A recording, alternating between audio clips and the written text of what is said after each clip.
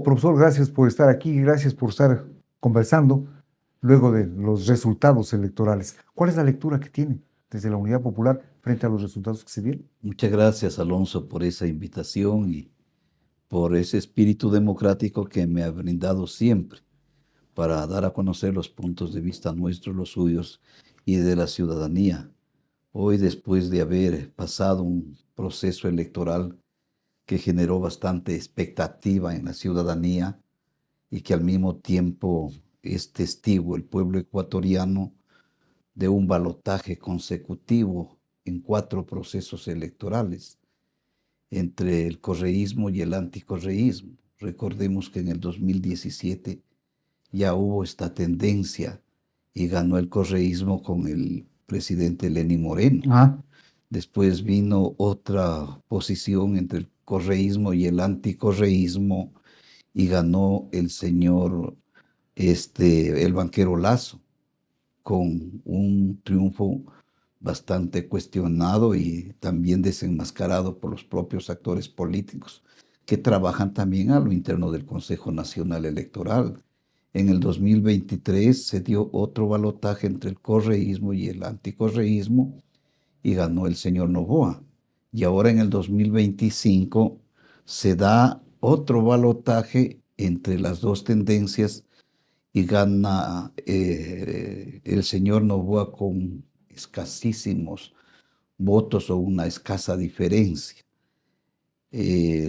También el resultado es de este proceso, yo tengo y el partido lo ha analizado, la Unidad Popular, es producto de que desde los grandes medios de comunicación trabajaron por esas dos tendencias.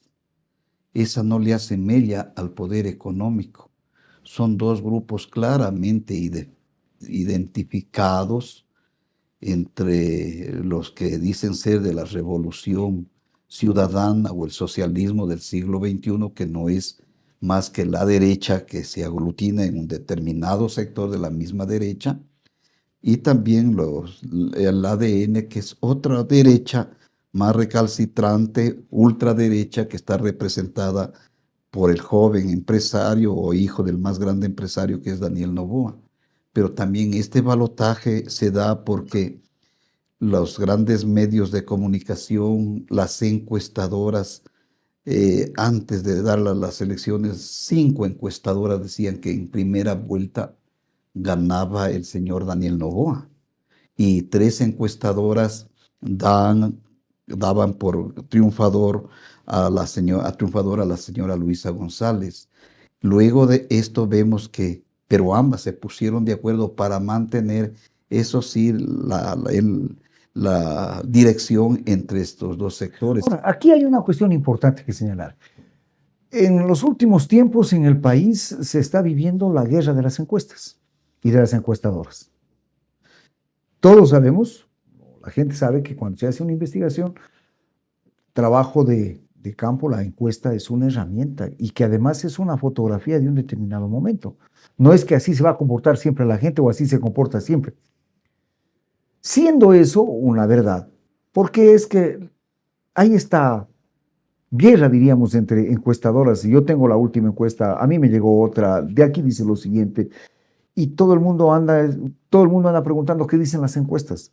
¿Por qué se trabajó ahora en función de encuestas y no en la organización propia de los partidos políticos? Vea, porque este es un concurso de quién más dinero invierte, quién más dinero gasta.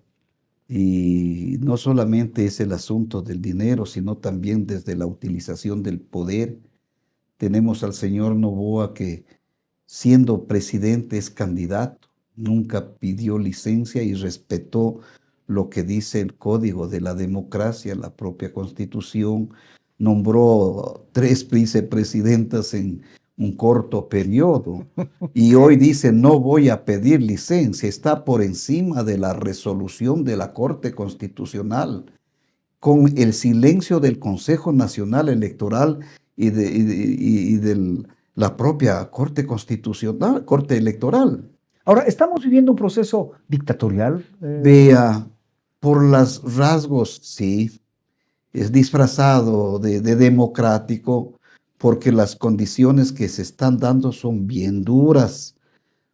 Y yo diré que se van a agravar después los resultados del 13 de abril, porque hoy no están exponiendo sus propuestas de cambio o de plan de trabajo. Hay un enfrentamiento entre los que están con el señor Correa, se les dice que son borregos. Los que están con el señor Noboa dicen que son florindos. Como que si no hubieran más gente, ni ciudadanos, ni organizaciones que pensamos diferente y que tenemos una propuesta diferente. Entonces aquí hemos llegado a un momento similar a lo que sucedía. Usted, Alonso, conoce cómo eran las luchas interminables entre conservadores y liberales. ¿Y qué hacían los conservadores? Utilizaban toda la estructura, los arrimados de las haciendas, ¿no es cierto? Y los liberales con una posición más democrática, hasta que eso se terminó, pero ¿con qué? Con el aparecimiento y el análisis reflexivo de muchos ciudadanos de ese entonces. Hoy el miedo que nos infunden es no queremos. Si votas por la Luisa, no vas a ser como Venezuela, vas a ser como Cuba, vas a ser como Nicaragua, ya se están muriendo de hambre, allá no hay libertad. Acá si votas por Noboa, estás votando por la ultraderecha más recalcitrante, por el Fondo Monetario Internacional. A eso nos están llevando. Entonces, frente a eso hay una... Exacto, quería preguntar eso. Frente a estas dos posiciones, de lo que lo escucho, me parecería a mí parecería ser entonces que estamos reviviendo la vieja pugna conservadora liberal, con otros nombres. Con otros nombres, pero con los mismos intereses. Si usted revisa qué hicieron los liberales, ya después cuando se corrompieron o se deformaron, simplemente fue otro bando de los mismos. Y en esto ya se pusieron de acuerdo. Ve, Alonso, no hay que ser consumidores de la información que nos venden ni de las orientaciones e intereses que se ocultan desde el poder económico. Vea, por ejemplo, no es nada raro que después de este proceso electoral se vuelvan a unir para aprobar las leyes como lo hicieron. Ya se reunió la Revolución Ciudadana y ADN para aprobar la ley de eficiencia económica, el 15% del IVA, no más apagónicas y una serie de leyes con el carácter de económico urgente. ¿Por qué y se repartieron las comisiones en la Asamblea Nacional o no? Y por eso la presidenta de la Asamblea es producto del diálogo entre esos dos sectores, pero también de quienes van a la Asamblea, se despojan, dicen, de su camiseta, de su partido y se vuelven independientes. Entonces, cuando la Asamblea le aprueba al gobierno, a la Asamblea aprueba un proyecto de ley, asambleísta que pierda, que se desafíe de su partido, ¿no es cierto?, pierda también su curul, se le dé la muerte política, el gobierno la veta. ¿Qué nos está diciendo? Que necesita esas camisetas, que cuando en cambio el gobierno, la Asamblea le aprobó, por ejemplo, aprobó que los jóvenes entre 18 y 29 años, obligando a las empresas públicas y privadas que el 10% de sus trabajadores sean esos jóvenes comprendidos entre esa edad, el presidente la veta. Entonces, la pregunta que nos hacemos, ¿para qué intereses gobierna? ¿Para qué? ¿Qué es lo que está pasando? Ahora, los estados de sección. Ahora, pero aquí hagamos un paréntesis. Hay condiciones de gobernabilidad que no han logrado de alguna manera reducir los niveles de pobreza, que no se ha sacado de la marginalidad a un gran porcentaje de la población. Aquí en el Ecuador todavía sigue habiendo gente que come con menos de $1 diario, que vive con menos de $1 diario. Y aumenta. Y va subiendo. Digo, si eso que se lo señala, que se lo ha estudiado, ¿por qué no logran esas posiciones calar en los sectores más empobrecidos de la población, que son los más o que somos los más? Y vemos que más bien ese tipo de condiciones, de posiciones, reciben un escasísimo apoyo en el momento de ir a las urnas. Porque en primer lugar hubo un proceso de despolitización y destrucción o debilitamiento de las organizaciones sociales, pero también de procesos de apolitización o despolitización. Por ejemplo, a ver, para determinados cargos, por ejemplo, si un joven quiere ser policía, militar, ¿qué le piden? El carnet o el certificado de apoliticismo. ¿Qué quiere decir eso? Que nunca haya participado o haber sido afiliado a un partido o movimiento político.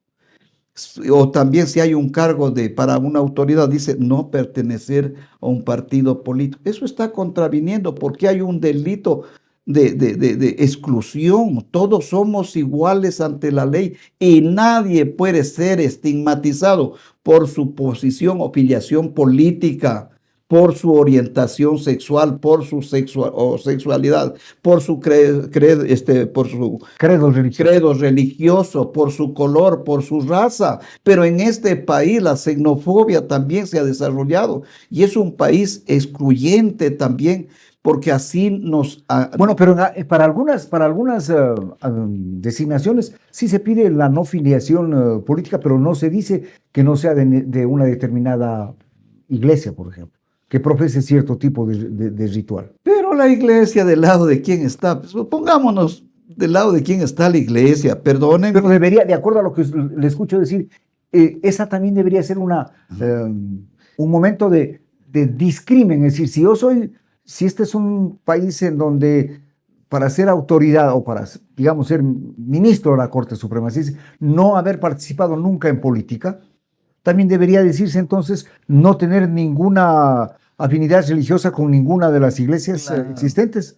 Pero aquí el laicismo ha sido pisoteado y maltratado, porque usted ve aquí hasta en las instituciones educativas fiscales, vaya a visitar, en la mayoría están ya presentes las imágenes especialmente de la religión católica, porque si dice el Estado, el laicismo o la educación fiscal no ataca ni acata y deja en libertad, pero no sea la institución. Eso pueden hacer en los colegios particulares, fiscomisionales, porque Es otra cosa. es otra cosa, pero decir que, a ver, entonces, ¿y por qué no permiten entonces las otras sectas o religiones también tenerlos? Eso digo, ¿no? No hay eso. Entonces aquí debemos entender claramente el poder oculto, no digo de una religión, sino de las religiones que influyen en la política para controlar, para someter, para sembrar miedo. Alonso, eso no es verdad. Desde que yo tengo uso de razón, decir que el que es comunista es un señor del diablo, que es un enemigo de Dios. Y díganme, si usted es una persona que ama la sociedad, que le gusta solucionar los problemas de la colectividad, la minga, ¿no es cierto? Son expresiones, si usted ve, por ejemplo, cuando la gente se une para hacer una rifa, es una expresión colectiva para ayudar a un hermano, un compañero de lucha. Y cuando se muere una persona, ¿quiénes se acercan al lado? Los vecinos. Los vecinos. Cuando yo provengo de campesinos, cuando a mi padre se le tenía que desherbar el maíz, ¿quiénes iban? Los vecinos. Los vecinos. Claro. Y no cobraban. ¿Sabe qué hacían? Hacía la minga, se daba el vuelto y había que darles la buena comida. Y me acuerdo que mi padre, como éramos de una edad muy corta, muy temprana, ¿qué hacía mi padre? Cuando se iba a otra minga, en la tarde nosotros le esperábamos porque era la tonga. ¿Y qué era la tonga? Era una panga de maíz y en medio nos llevaba a la presa. Claro. Papi, ¿qué nos trajiste? Eso era. Pero digamos, la minga solidaria siempre se hacía, todos al final resultaban ser beneficiarios porque como se iba de vecino en vecino, al final, o al primero o al último, pero le tocaba. Ahora estamos en el egoísmo, perdóneme, nos ha ganado el egoísmo, el individualismo, nos ha ganado ese poder ansioso de acumular riqueza y fortuna, pero no sabemos para qué. A ver, ¿para qué la usura? la codicia, esa es la que nos gobierna. Vos puedes, ¿para qué quieres el poder? Dime, ¿para qué quieres el poder? ¿Para solucionar, ayudar a solucionar los problemas que tiene el país, que tiene la sociedad? ¿O quieres el poder para salir de la pobreza, para sentirte superior, para desde las alturas señalar con el dedo al más débil? Entonces, desde esa posición, vemos cuando el pueblo pide educación, salud, trabajo, nos ofrecen cárceles, estados de sección, muerte. Había un candidato inclusive que ofrecía la pena de muerte. Pero vean, revísenle su pasado para ver. Él debería haber sido el primero si querían pedir que lo fusilen. Gilbert, a propósito de todo esto que está pasando en la sociedad ecuatoriana, dejemos a un lado el proceso electoral, el análisis de los resultados, y vamos a una cuestión que es de última data. La Corte Constitucional pide al Ministerio de Educación, y hago esta pregunta en función de que Gilbert Granda es docente, a la Corte Constitucional que adopte mecanismos y protocolos para defender la situación de los niños trans. Ya. Y que tiene que hacerse todo un seguimiento, un acompañamiento para que no sean vulnerados sus derechos. Vea, me hubiese gustado que los ciudadanos lean el contenido de la declaración de lo que consta y de lo que informa. Ya. Porque si hay un sesgo, porque nos dicen que los niños, sus padres pueden, ¿qué nos han dicho? Que ellos pueden decidir sobre la sexualidad de su hijo. ¿Eso dice? A ver, ¿eso dice? No, no dice eso. Como también, Alonso, yo recuerdo tan patético en el 2017, en el 2007, antes de aprobar la Constitución, hubo un debate y una movilización a Montecristi, y a mí me delegaron que me vaya a Orianga, en el Cantón Paltas, a una asamblea y a exponer los beneficios de una constitución incluyente de derechos. Y en el medio de la asamblea se levanta un señor y pide a todos que no voten por esa constitución porque es abortista, que los niños no los van a permitir que nazcan y que los comunistas se van a adueñar. La pregunta, dígame, ¿qué ha pasado con los que hacen el aborto en las clínicas privadas? ¿Qué ha pasado con aquellos sacerdotes o religiosos o de otras sectas que han hecho abortar a aquellas personas que han sido abusadas o que han abusado tanto a mujeres como a niños? Y aquí nos están vendiendo una imagen de que la maldad se está apoderando. No, a mí me preocupa el hecho de que un niño puede escoger el sexo. No, un niño no puede escoger Pero el eso está sexo. diciendo en la Corte Constitucional. Vea, el niño no puede escoger el sexo. El niño, la persona, dime una cosa, Alonso. ¿Uno decidió ser hombre o uno decidió ser mujer? No. Eso viene ya desde los genes de nuestros padres. Así es. La herencia. Sí. Pero también en ese proceso hay trastornos, desviaciones y abusos que deben ser tratados científicamente antes del proceso de desarrollo. Pero luego, o también entender que si ya, porque hasta ahora no nos han podido demostrar las causas o el origen de estas desviaciones u orientaciones Preferencias sexuales. Sí. Si hablemos de Sodoma y Gomorra, pues hombre Alonso, veamos también lo que estaba pasando. El padre Crespi, o el obispo Crespi en Cuenca, ¿no es cierto? Una eminencia, admirado por todos, hasta que salió un joven. Pero no es Crespi, es el padre Cordero. El padre Cordero. El padre, sí, perdón, el padre, yo me equivoqué. Dígame una cosa. Eso ha existido todo, pero ¿qué harías tú o yo si uno de mis hijos o hijas tuvieran dejarían de ser mis hijos? No. ¿Permitirías que la sociedad o qué pasaría, por ejemplo, que esa persona que vive ha sido excluida, escúcheseme bien, excluida por una decisión que no, él no la decidió. Eso vino acompañado de una serie. Exclusión no puede haber. En eso estamos de acuerdo. Exclusión no puede haber por ninguna Motivo. causa. Pero en el país sí hay exclusión. Pero adicionalmente, Adicionalmente que los niños puedan decidir sobre... No tienen esa potestad, y si la Corte lo dice eso, está contraviniendo el normal desarrollo de ese niño, pero afectando una decisión que solo él la puede tomar, pero ya cuando sea un ciudadano. Pues. en eso estamos de acuerdo. En un ciudadano. En eso estamos de acuerdo. Claro. O sea, como que se extralimitó la decisión. Ahora dígame una cosa, ¿al servicio de quién está la Corte y los poderes y funciones del Estado? Díganme, ¿al servicio de quién están?